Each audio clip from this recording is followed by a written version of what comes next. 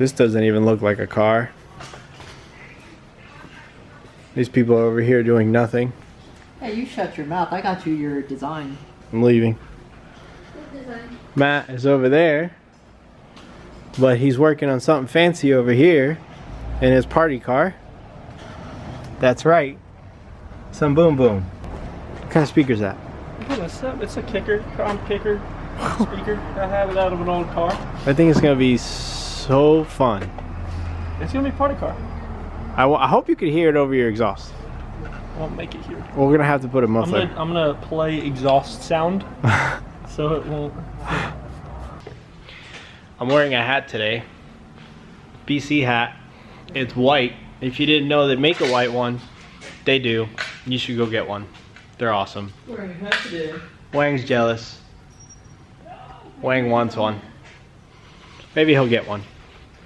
Anyways, today we're going to be working on Angle Kit. Yes, I said it in that other video. I wanted you guys to get all excited about it. There's a new Angle Kit on the market. It's not out yet. It may be out by this video. I don't even know. It's a Gktech Angle Kit for your 350Z. Basically, you utilize your stock arms, your stock knuckle, your stock everything. All you change is the outer tie rods. You add this bracket that they give you and an extension to your one of your inner tie rods for more travel on the rack. So I'm pretty excited that Gktech sent me one of these so I can test them out and be a part of the prototype team, because there's a couple other guys out there already running them. Ryan is one of them, actually, if you didn't know. And let's see how it goes on, how easy it goes on, and how much angle we actually gain. Let's see what full lock is right now with no bump stop and a tie rod spacer.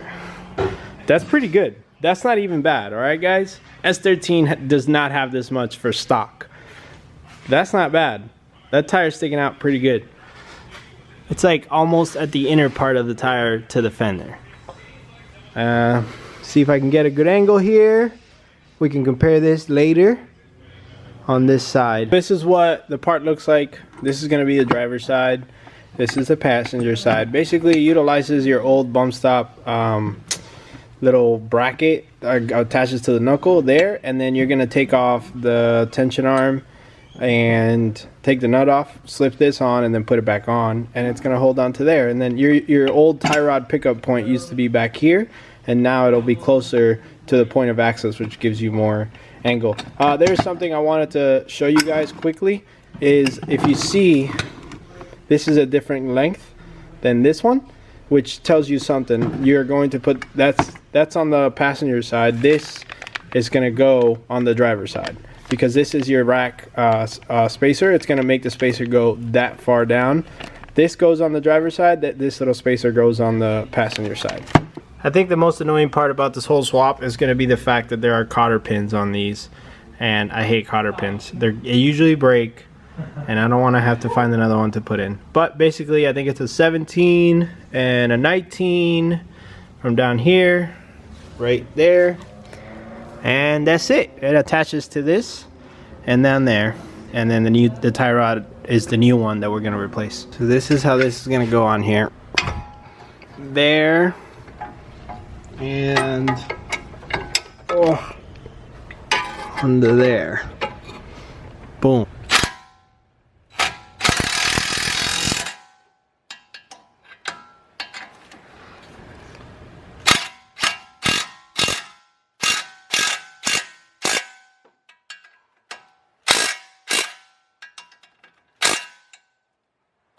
Solid.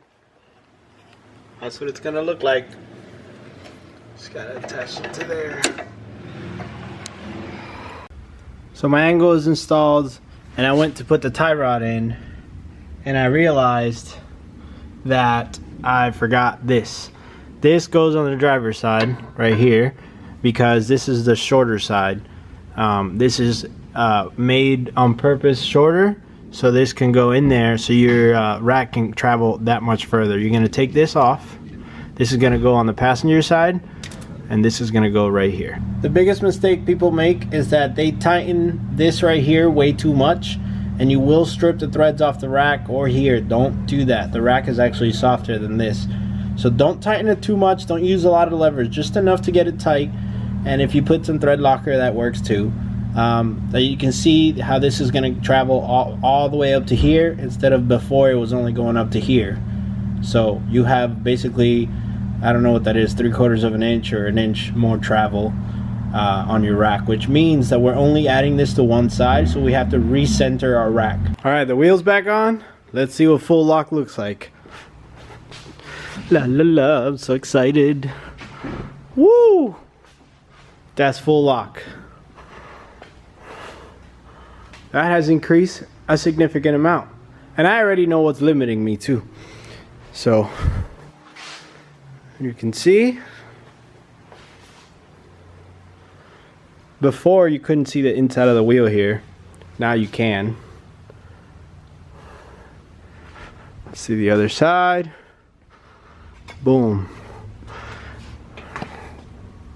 There are two limiting factors right now. The biggest limiting factor is the back of the knuckle. Let me see if I can get a good view at it.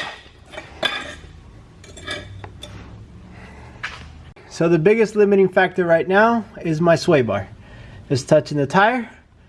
The only way to get away with that is better offset wheels or remove the sway bar and get one that kind of clears everything a little better.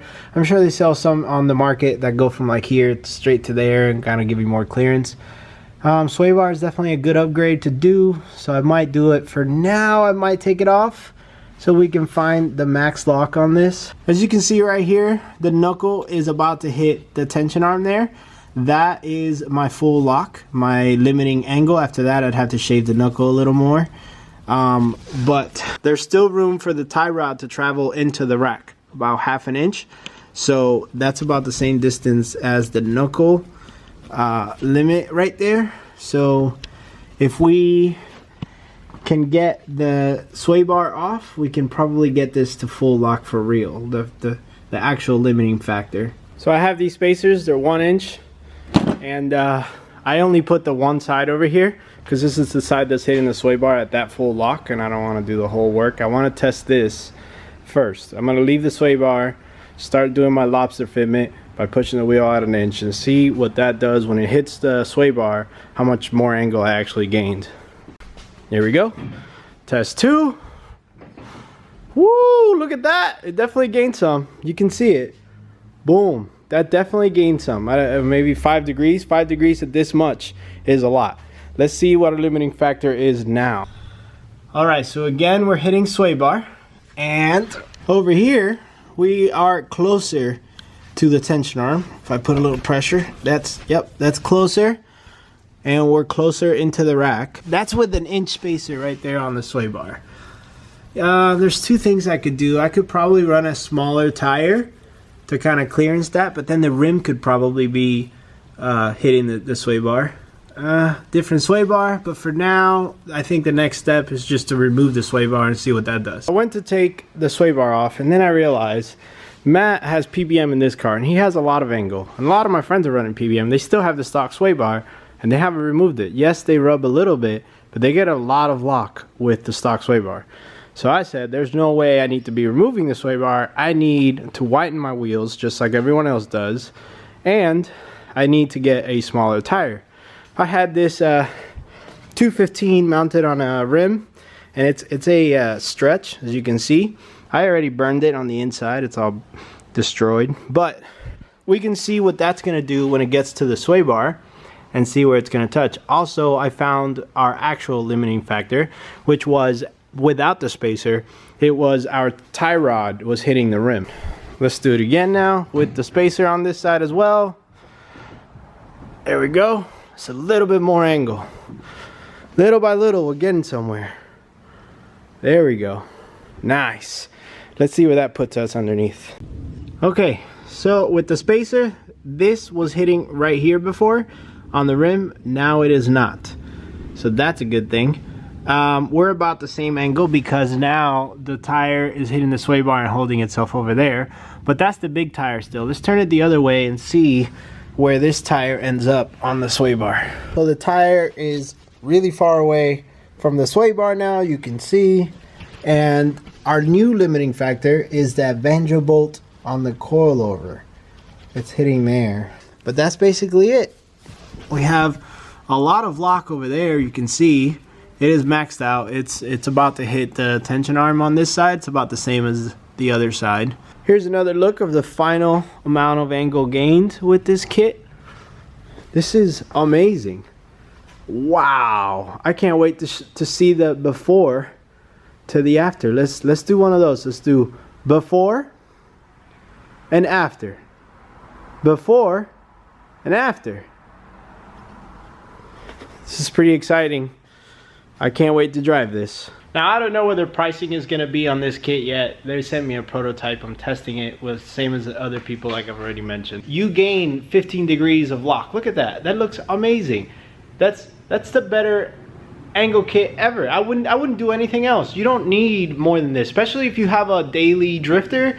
This is it. You're not trying to compete. You're not trying to, you know, have a huge margin of error for when you're throwing it backwards somewhere. Like, you don't need to do any of that. If you have a nice daily that you drive to work and back, and then you take it to the track on the weekends, this is a perfect kit. It's cost effective and it works. So I'm pretty excited about it. Let's see if we can go test it.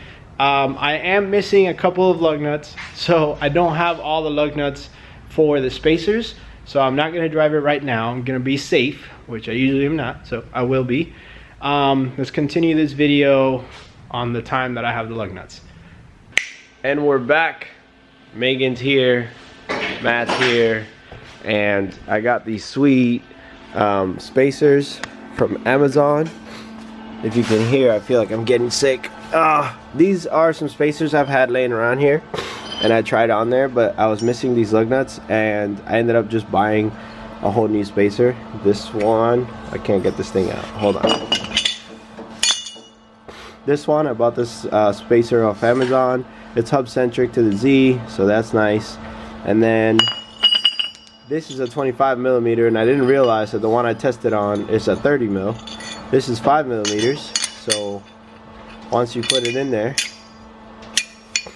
it makes it exactly the same as what we've been testing. So that'll work, and now I have all of the lug nuts that I need. Car's on the ground with the new spacers.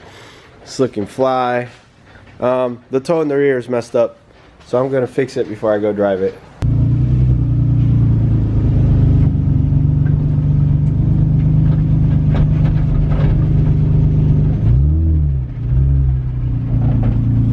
Right away I can feel a difference in angle just backing up. When you can back up in like a 90 degree rather than a bigger 45.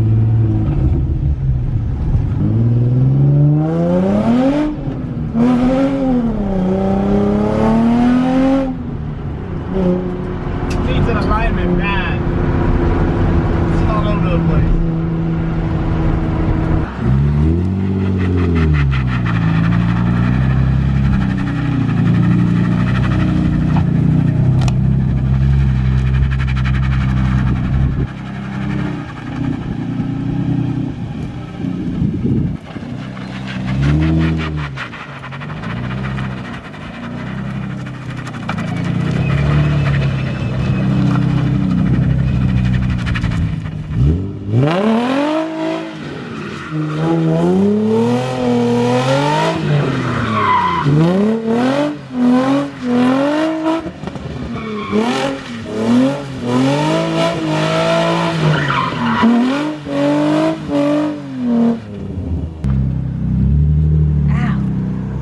A pile of fire ants. I like how you're just like warming up the car. We don't need to do that. What's that? The car looks great. It feels great. I love this angle. This is the best thing ever. It's so cheap for the price, for what it does, how much angle it gave me. You can see how I was doing like perfect circles back there. There was so much angle, the car was pivoting on the rear wheel, and it was like just rotating around. It could do a full 360 in basically a 2-lane road. That's awesome. I'm really excited to try this out on track. I think it's gonna be great. That video is gonna be awesome. A spring break bash. Actually, I don't know if I'm driving that yet. Maybe. So we'll see what happens. But car's feeling really good. I'm feeling a little sick.